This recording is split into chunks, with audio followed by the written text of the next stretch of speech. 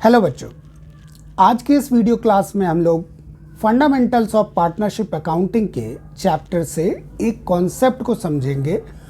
Board exams में इस concept पर बेस्ड क्वेश्चंस कैसे पूछे जाएंगे ये भी जानेंगे, और इसके साथ ही साथ असर्शन रीजंस क्वेश्चंस को आंसर करने की ट्रिक क्या है इस बारे में भी हम समझेंगे। तो वीडियो बहुत इंटरेस्टिंग होने वाला है, इसलिए इस वीडियो को एंड तक ज़रूर देखें।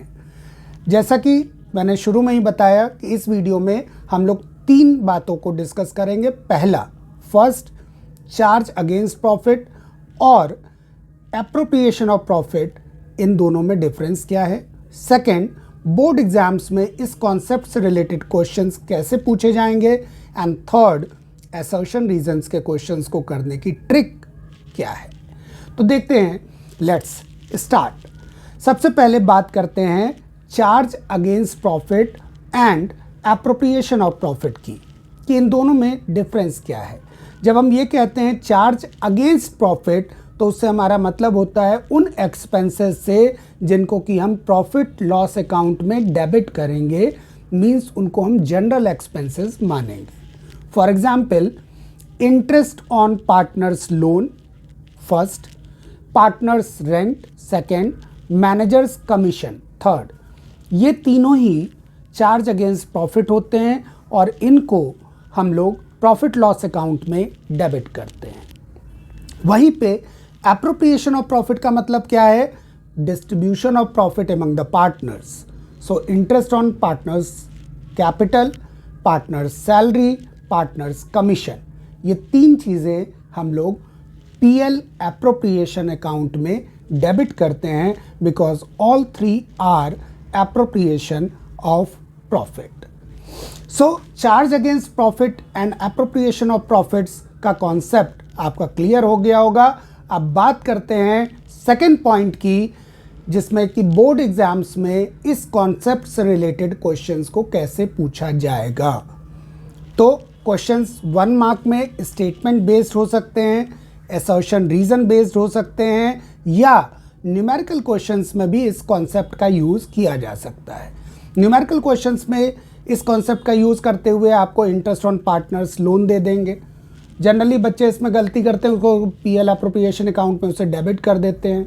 नहीं करना है, क्योंकि ये चार्ज अगेंस्ट प्रॉफिट है, तो इसको हम लोग नेट प्रॉफिट से माइनस करके तब प्रॉफिट लॉस एप्रोप्रिएशन अकाउंट में क्रेडिट करेंगे। अगर आपने पीएल एप्रोप्रिएशन अकाउंट से रिलेटेड मेरे वीडियो को नहीं देखा है, डिस्क्रिप्शन बॉक्स में इसका लिंक आपको मिल जाएगा, आप वहां से देख सकते हैं।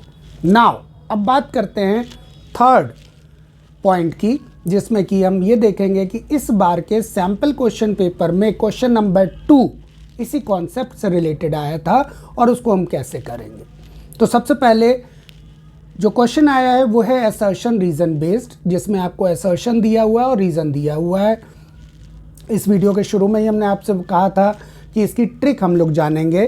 तो सबसे पहले आपको ये देखना है कि असर्शन और रीज़न, इन दोनों में जो स्टेटमेंट्स दिए हुए हैं वो दोनों स्टेटमेंट्स करेक्ट हैं या इनकरेक्ट हैं।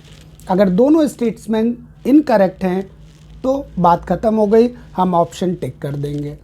अगर दोनों स्टेटमेंट्स यानी असर्शन और रीज़न दोनों में स्टेटमेंट्स हमारे ट्रू हैं, तो ऐसे में फिर हम देखेंगे कि जो रीज़न हमारा है वो असर्शन को सपोर्ट कर रहा है कि नहीं कर रहा है। एक क्वेश्चन से देखते हैं जो कि सैम्पल क्वेश्चन पेपर में क्वेश्चन नंबर 2 में आया है। क्वेश्चन कुछ इस तरह से है कि असर्शन में हमें दिया गया है commission provided to partner is shown in profit loss account. अभी आपको कॉन्सेप्ट बताया, आप उसके बेसिस पे समझ सकते हैं कि ये स्टेटमेंट करेक्ट है या इनकरेक्ट है। क्या करेक्ट है? नहीं, इनकरेक्ट है। क्या, क्यों इनकरेक्ट है? क्योंकि इसमें कहा गया कमीशन टू अ पार्टनर, ये हम लोग पीएल एप्रोप्रिएशन अकाउंट में डेबिट करते हैं, प्रॉफिट लॉस अकाउंट में डेबिट नहीं करते हैं। सो इस क्वेश्चन में असर्शन ही गलत हो गया। आगे रीज़न अगर आप नहीं भी पढ़ते हैं तो कोई दिक्कत नहीं है, और ऑप्शन इसका टिक हो जाएगा C. Both assertion and reason are incorrect. Reason भी एक बार देख लेते हैं। इस क्वेश्चन में रीज़न जो बताया गया है वो है commission provided to a partner is charged against profit and is to be provided at fix rate. बात ही गलत हो गई पूरी, commission is not charge against profit, it is appropriation of profit. So reason और असर्शन दोनों ही गलत थे, इसका आंसर हम लोग सी ऑप्ट कर देंगे। इस तरह से हम लोग असर्शन और रीजन बेस्ड क्वेश्चंस को करेंगे।